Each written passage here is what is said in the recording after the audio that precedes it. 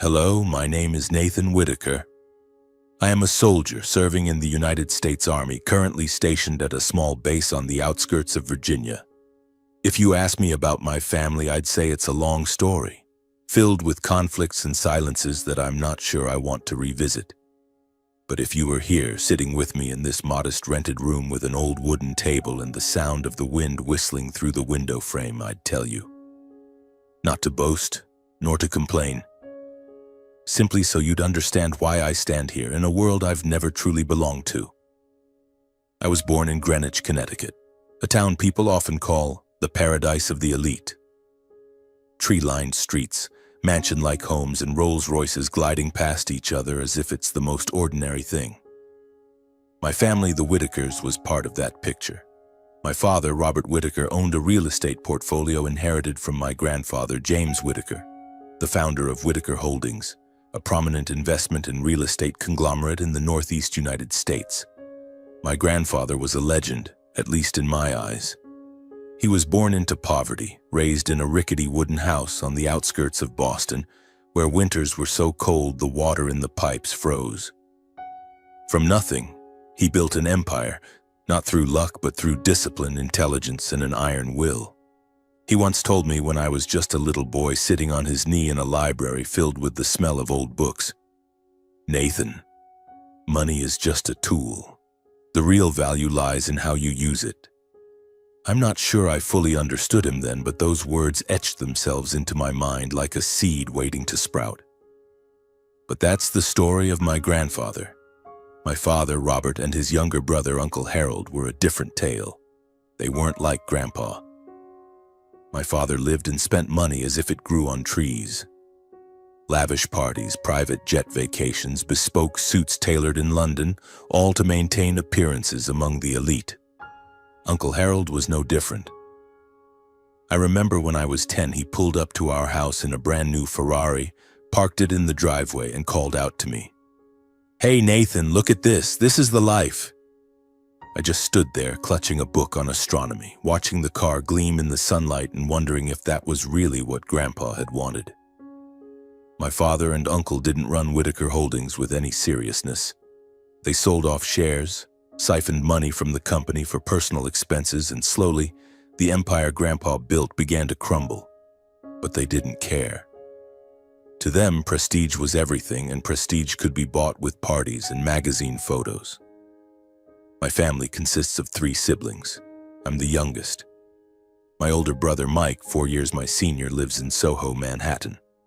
He's the type you'd see in upscale bars, driving a red Porsche, always with a beautiful woman by his side. Mike likes to call me the poor soldier whenever we meet, usually at Christmas or Dad's birthday. He laughs loudly, slaps my shoulder, and says, "Nathan, you should ditch that lowly soldier gig. Make real money like me." I never respond. Not because I have nothing to say, but because I know that behind that smile, Mike lives off family handouts, the money Dad throws at him to sustain his lavish lifestyle. Then there's my older sister, Lily, 2 years older than me, living in Los Angeles. She's an influencer, posting about her glamorous life on Instagram. Maldives vacations, Hermes bags, dinners at Michelin-starred restaurants. But I know the truth. Lily lives on credit card debt. She calls Dad every month begging for more money, and he always indulges her. Once she called me, her voice dripping with condescension. "Nathan, you should learn to enjoy life a little. Living so miserably, Grandpa would be so disappointed." I just smiled and said, "Lily, I live my way. You keep living yours." She laughed, thinking I was joking, but I didn't bother explaining. Arguing with Lily is like trying to convince a star it doesn't shine. As for me, I'm the youngest in the family, the black sheep everyone mocks. From a young age, I was different.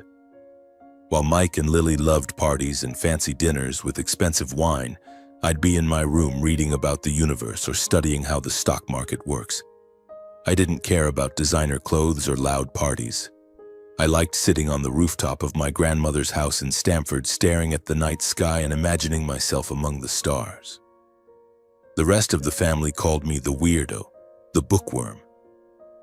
My father once sighed, looked at me, and said, "Nathan, you need to be more realistic. But their reality wasn't mine. Grandpa was the only one who understood me. He'd pull me into the library, show me books on philosophy and economics, and tell me about his youth, when he worked 16 hours a day to support his family. He never bragged, but every story was a lesson. When he passed away, I was only 10. It was the first time I felt like the world had collapsed. He was the only one in the family who made me feel like I belonged. After his funeral, I found a letter he'd written to me tucked inside an old book. "Nathan, you have a fire in your heart. Don't let anyone extinguish it. Live true to yourself, and one day you'll make the world see you differently." I keep that letter with me like a reminder, a torch lighting up my darkest days. My family isn't poor. On the contrary, we're wealthy, at least in name. Whitaker Holdings once owned dozens of buildings in Manhattan, Connecticut, and Boston. But that wealth is slipping away bit by bit. Dad and Uncle Harold sell off assets to sustain their extravagant lifestyles. They don't invest, don't build, just spend. Mike and Lily are the same, living in the fading glow of the past, while I, the overlooked youngest child, chose a different path. I didn't want to be like them. I wanted to be like Grandpa, a man who lived by principles, perseverance, and a fierce belief that true value lies not in what others see, but in what you build. I grew up in solitude. At school, I didn't have many friends. I wasn't good at socializing, didn't know how to fit in with kids who only cared about showing off new sneakers or European vacations.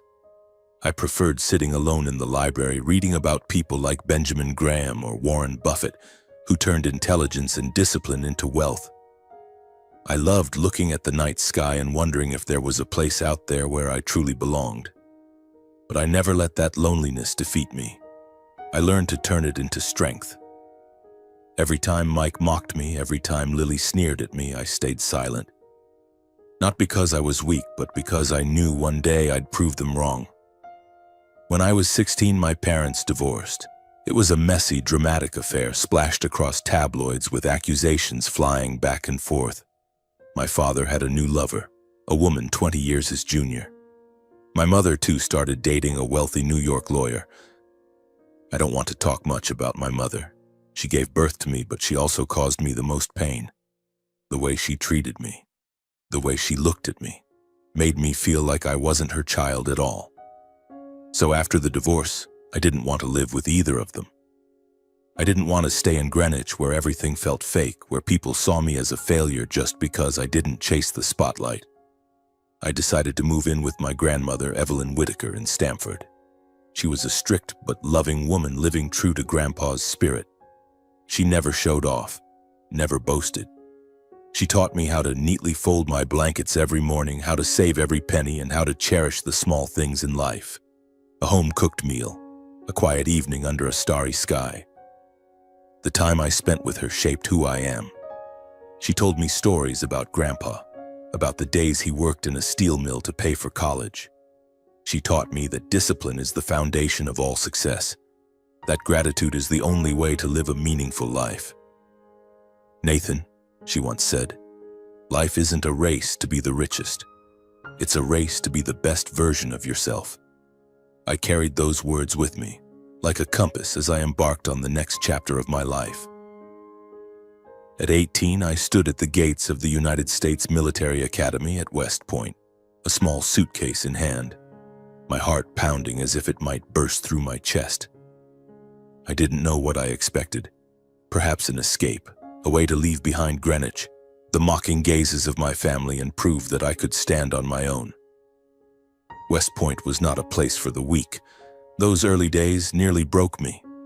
Mornings began at 5 with the shouts of commanding officers and physical training that left my body aching.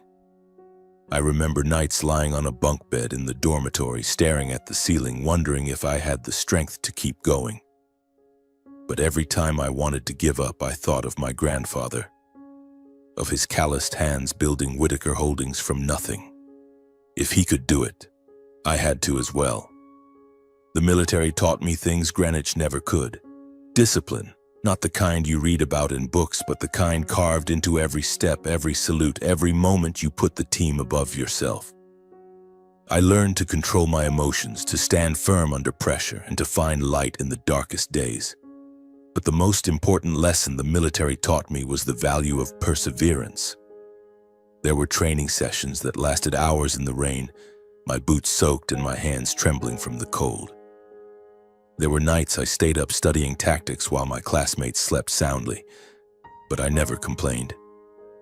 I knew every drop of sweat, every late night was a step toward becoming the person I wanted to be. After graduating from West Point, I was assigned to the U.S. Army, stationed at a base in Fort Bragg, North Carolina. Military life wasn't glamorous. I lived in a small room with a single bed, a wooden desk, and a closet just big enough for my uniforms and a few civilian clothes. My salary wasn't high, but I didn't need much. I had learned from my grandmother to live simply. A modest meal, an old pickup truck, and a book were enough to keep me content. But deep down, I carried a greater ambition. I wanted to build something, not to show off, but to prove I could carry on my grandfather's legacy in my own way. When I was 24, an event changed everything. My grandmother passed away. I received the news during a training session at the base. I requested leave and drove to Stamford that night, my heart heavy. She was the last person in my family who truly understood me, the only one who never looked at me with disappointment. Her funeral was quiet, without the noisy articles or grandiose speeches. My father attended but left after a few hours. Mike and Lily sent flowers but didn't show up. I stood alone by her casket, looking at her kind face one last time, and vowed to live in a way that would make her proud. A few weeks later, her lawyer called me to his office in Stamford. He handed me a thick envelope containing a handwritten letter from her and documents for a trust fund. She had left me $1 million, a sum separate from my father's control. Her letter was brief, but every word cut deep. Nathan, this is not a gift to spend. It is a challenge to prove who you are. Let this money grow through your wisdom and principles. But never forget why you were given it. I read that letter over and over, tears silently falling onto the page. It wasn't just money. It was her faith in me, the legacy of her and my grandfather placed in my hands. I didn't rush. I didn't run out and buy a luxury car or a Manhattan apartment like Mike or Lily might have. Instead, I spent nights studying. I read every finance book I could find, from The Intelligent Investor by Benjamin Graham to Security Analysis by David Dodd.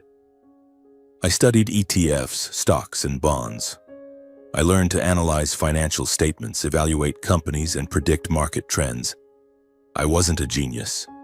There were nights I stayed up until 3 in the morning, eyes burning from staring at a computer screen, trying to understand why a stock crashed or a fund surged unexpectedly. But I didn't give up. I knew every minute I spent learning was a step away from my family's shadow.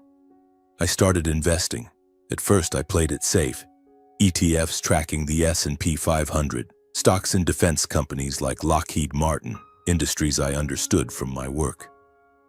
I took some risks too, putting money into clean tech startups, companies trying to change the world with renewable energy. I didn't invest to get rich quick. I invested to build, to create something sustainable. Each month, I set aside part of my soldier's salary to add to my portfolio. I didn't splurge. My old pickup truck still ran fine, my rented apartment was enough, and I didn't need lavish parties to feel valuable. By the time I was 32, my wealth had crossed the $50 million mark. The number sounded unreal even to me. I never told anyone, not my father, not Mike or Lily. I still went to work every day, wore my uniform, carried out my duties, and lived like an ordinary soldier. I didn't want anyone to know, not because I feared their envy, but because I didn't need their validation. I had done this not to prove anything to them, but to prove it to myself, to my grandfather, and to my grandmother. Yet deep down, I knew that one day the truth would come out. Not because I wanted to boast, but because life has a way of revealing everything. While I quietly built my future, my family slid further into ruin. My father and Uncle Harold, no longer able to maintain their lavish Greenwich mansions, sold them to pay debts and moved into rented apartments in an upscale Tribeca complex in Manhattan. Mike and Lily, who once lived in luxurious private homes, faced similar fates. Mike burned through his allowance on cars and parties, eventually selling his Soho apartment to cover debts. Lily, buried under credit card debt from maintaining her glamorous social media image, had no choice but to move to Tribeca, living in the same complex as Dad and Uncle Harold. They rented expensive apartments, trying to keep up their elite facade. But I knew the truth. They were living on their last dollars, clinging to illusions of wealth long gone. Once during a leave, I visited my father in Tribeca. His apartment was on a high floor with glass windows overlooking Manhattan's skyline. He sat in a leather chair, sipping whiskey, and spoke to me with disappointment. "Nathan, you should find a better job. What's a soldier good for? Look at Mike and Lily, they know how to live." I looked at him, said nothing, and nodded. I didn't want to argue. But as I left the apartment, I heard Lily's loud laughter from the unit next door, live streaming on Instagram, showing off a new bag I knew she'd bought with borrowed money. Mike drove his now old Porsche past the building, stopping to take photos as if he were still a flashy playboy. I quietly walked out, got into my pickup truck, and drove away. They had no idea I'd quietly amassed a fortune they couldn't imagine. One night, I sat in my small apartment looking at the night sky through the window. I held my grandmother's letter, rereading the yellowed words. "Let this money grow through your wisdom and principles." I smiled. I had done it, not just because of the money in my account, but because I had lived true to what she taught me. But I knew my journey wasn't over. My family still lived in their illusions, still thought of me as the poor soldier, the outcast. I didn't blame them, but I also wasn't going to let them live in that deception forever. I never thought I'd witness the day when the Whitaker family, once so proud of their name, would fall so low. But at 35, sitting in my modest Virginia apartment, gazing out the window at the night sky, I knew their decline wasn't surprising. It had started long ago when my father and Uncle Harold sold off pieces of my grandfather's legacy to fuel their lavish lifestyles. When Mike and Lily spent as if money would never run out. They lived in a world of illusions, where the Whitaker name's glamour blinded them to the reality that they were losing everything. I heard about my family through old acquaintances, snippets of news in the papers, and the rare messages they sent me.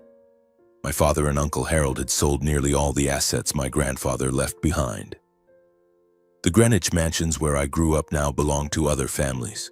The Manhattan office buildings where my grandfather once worked were mortgaged or sold off cheaply to pay debts.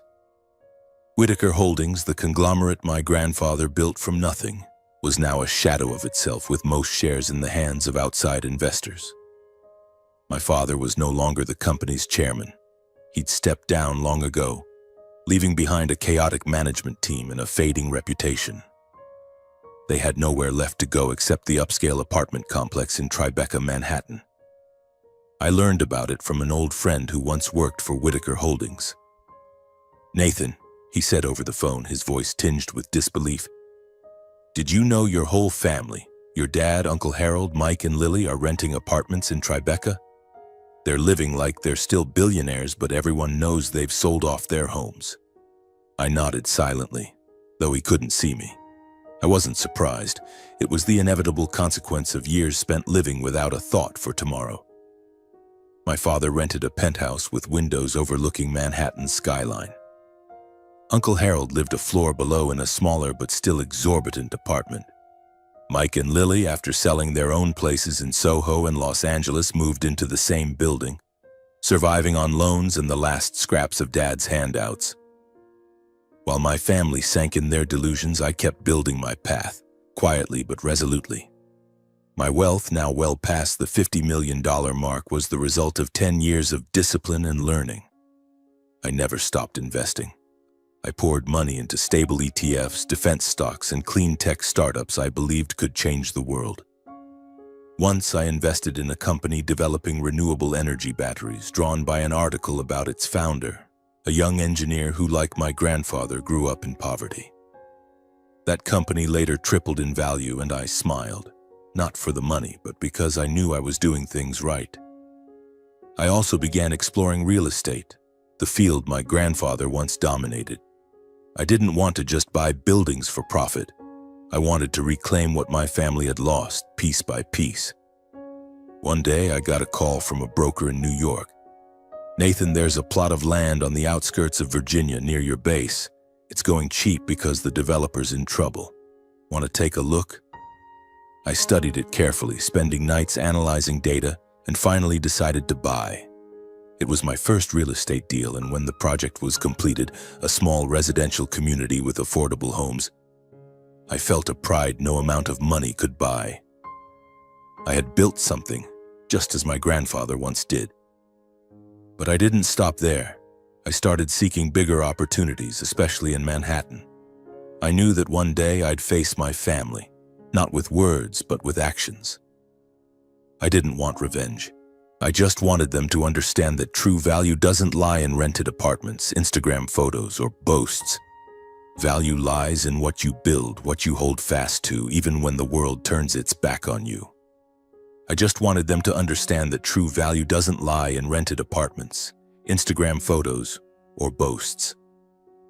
Value lies in what you build, what you hold fast to, even when the world turns its back on you. In the winter of my 36th year, I decided to invest more heavily in real estate.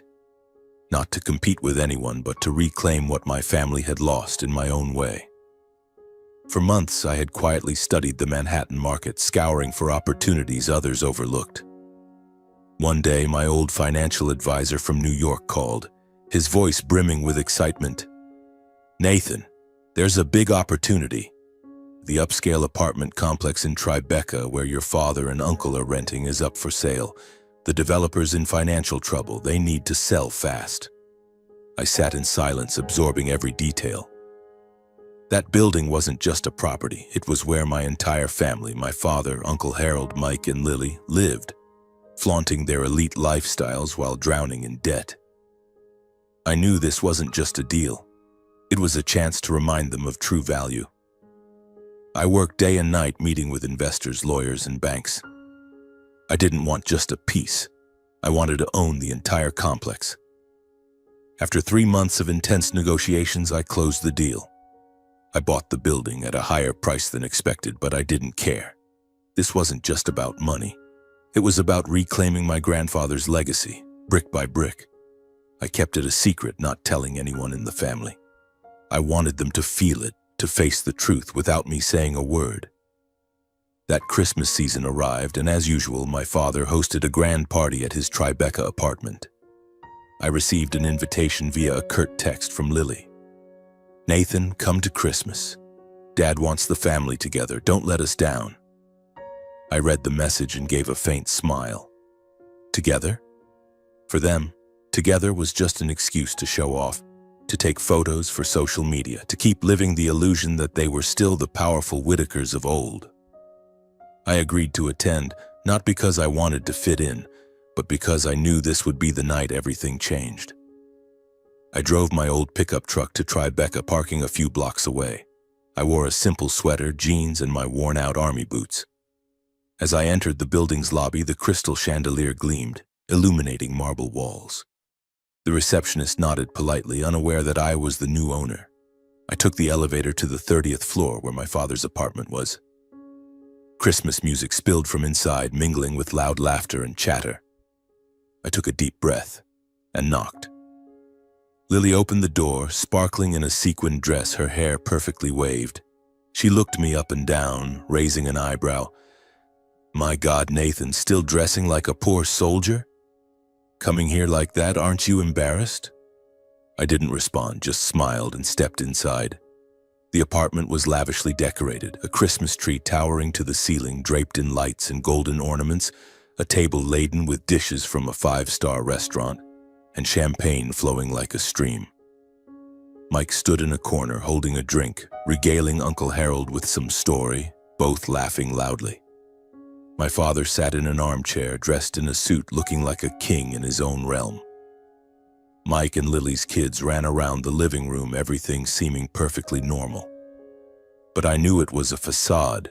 This apartment, like those of Mike, Lily, and Uncle Harold in the building, was rented. They had sold off their assets and were living on their last dollars on lies they told themselves. "Nathan," my father called, his voice slightly slurred. "Come here, son. Sit down, have a drink." I nodded, took a glass of water, and sat at the edge of the table. Mike turned to me, slapping my shoulder harder than necessary. "Hey, soldier boy, still driving that rusty truck? When are you gonna live like a real Whitaker?" The room erupted in laughter, as if Mike's jab was a stroke of genius. Lily chimed in. "Nathan, why don't you move to Tribeca?" "Oh wait, the rent here's not cheap. With your soldier's pay, you'd never make it. Don't dream too big." She giggled, glancing around for approval. I said nothing, sipping my water, my eyes scanning each person in the room. They didn't know. They had no idea what was coming. The party went on, filled with the usual boasts. Uncle Harold bragged about a real estate deal he almost won big, though I knew he'd sold his last Whitaker Holdings shares to pay debts. Mike talked about a new car he planned to buy, though a mutual friend told me his old Porsche had been repossessed. Lily busied herself taking photos, editing them at the table for Instagram, captioning them. Whitaker Christmas, luxury and class. I sat quietly, feeling like I was watching a play where everyone performed, unaware the script was about to change. As the party wound down, with everyone tipsy, I stood up, pulled out my phone, and called Tom, the building manager I'd been working with since buying the complex. "Tom," I said calmly, "I want you to start drafting new notices. Starting next month, double the rent for the apartments of Robert Whitaker, Harold Whitaker, Mike Whitaker, and Lily Whitaker. No negotiations." There was a brief silence on the other end, then Tom replied, "Understood, Mr. Whitaker. I'll prepare them immediately." I hung up, and at that moment, Lily, standing closest to me, overheard. She burst out laughing as if I'd told a joke. "Oh my God, Nathan, are you playing landlord now? Who do you think you are, raising the rent? Do you even know who owns this building?" Mike jumped in, his voice dripping with sarcasm. "Yeah, Nathan, you've lost it.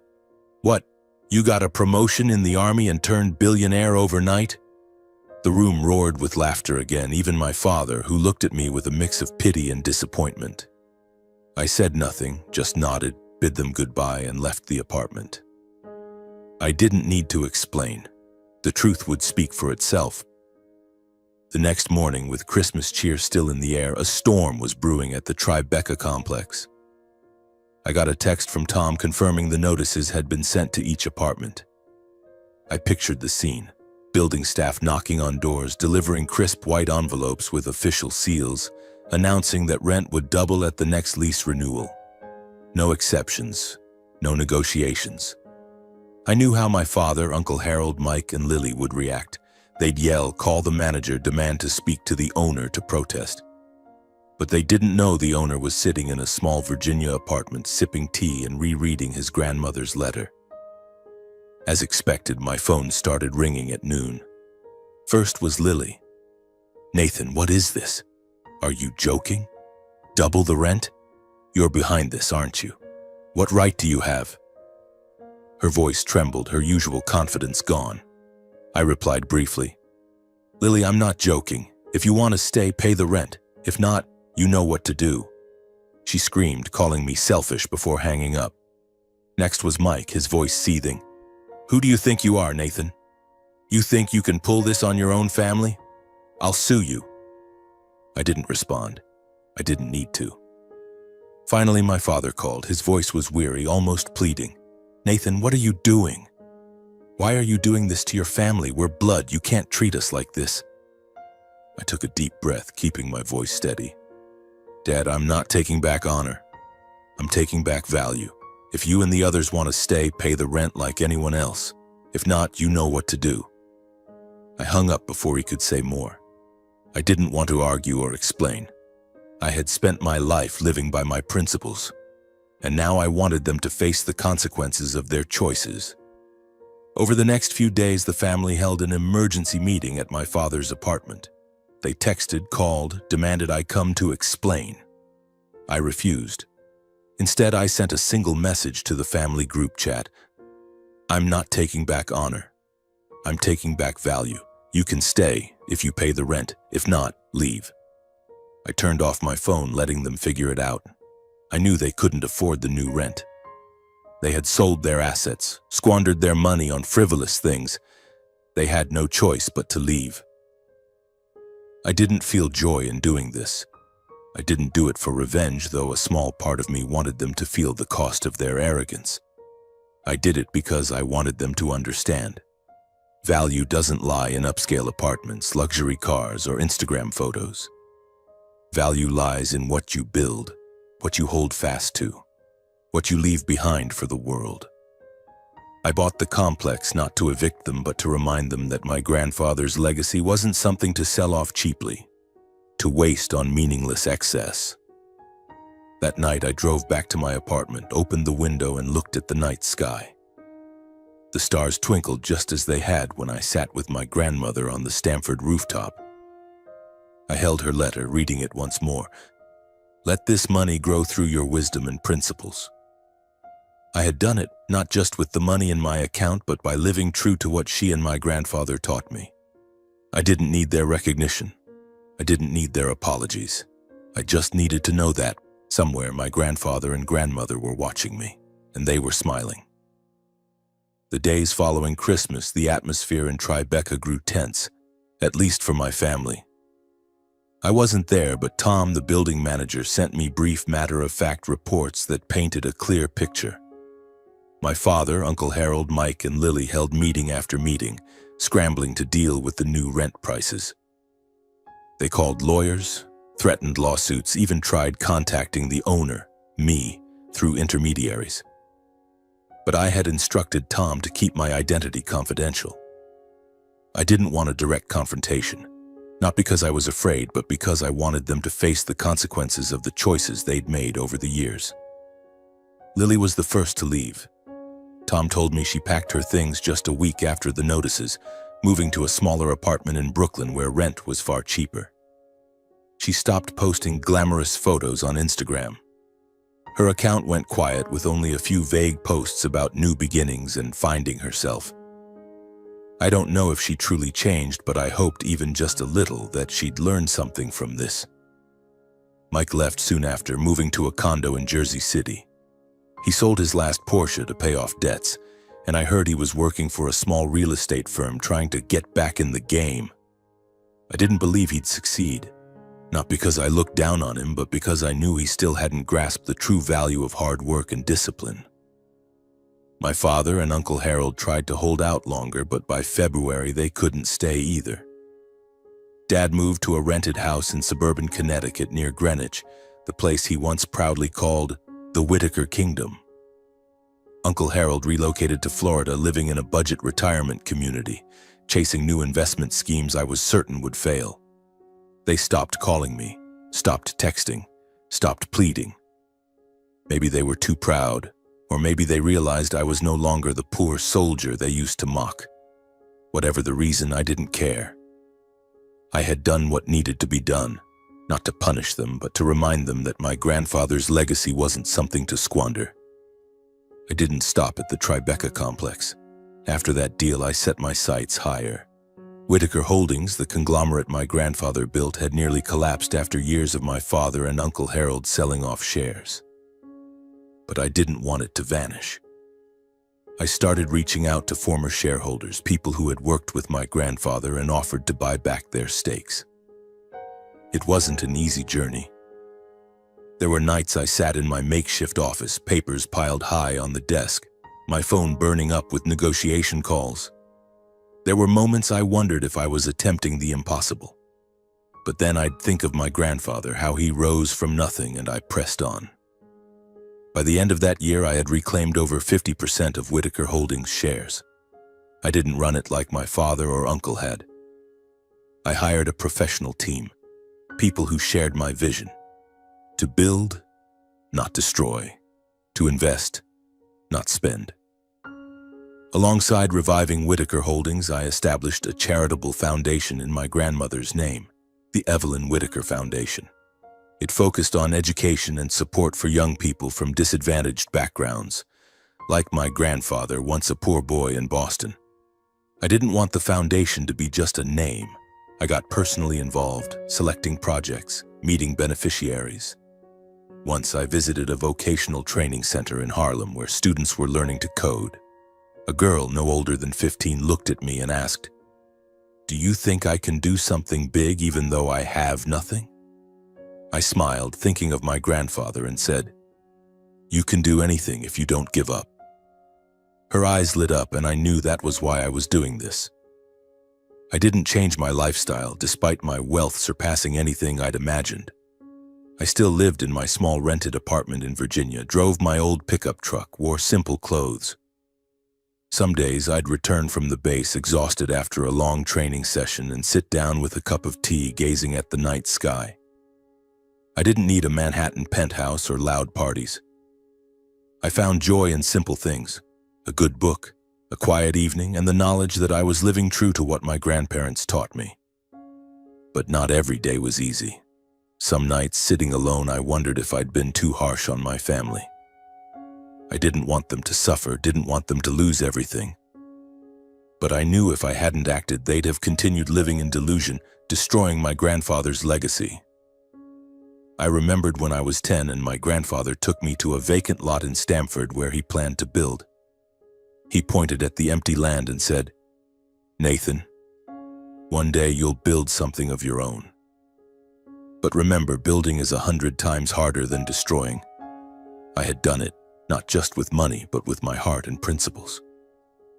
One late year evening, I drove to my grandmother's old house in Stamford. It was still there, small and simple, a far cry from the mansions my father and uncle once owned. I walked to the rooftop where she and I used to watch the stars when I was a boy.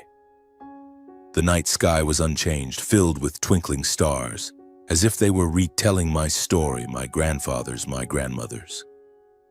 I opened her letter, now worn from countless readings. "Let this money grow through your wisdom and principles." I whispered to myself, "Grandma, I haven't let you down. I don't know what will become of my family. Maybe Lily will find a new path, though I doubt she'll stray far from her old ways. Maybe Mike will learn to stand on his own, or maybe he'll keep chasing illusions. My father and Uncle Harold, I hope they'll reflect and see their mistakes, but I don't hold much hope. I did what I could. I can't change them, but I can change how my grandfather's legacy lives on." The Whitaker story doesn't end here. Whitaker Holdings is reviving step by step under my leadership. The Evelyn Whitaker Foundation is making a difference, even if in small ways. And I, Nathan Whitaker, remain a soldier, a man living by discipline and gratitude. I don't know what the future holds, but I know one thing. I'll keep building, not to boast, but to keep my promise to those who believed in me. I stood on the rooftop, breathing in the cold winter air, gazing at the stars. They were still there, silent and eternal, like the lessons my grandparents left behind. I sipped my tea, smiled, and whispered, "Thank you, Grandpa. Thank you, Grandma." I didn't need the world to recognize me. I just needed to know I'd lived right, and that, somewhere among the stars, my grandparents were smiling.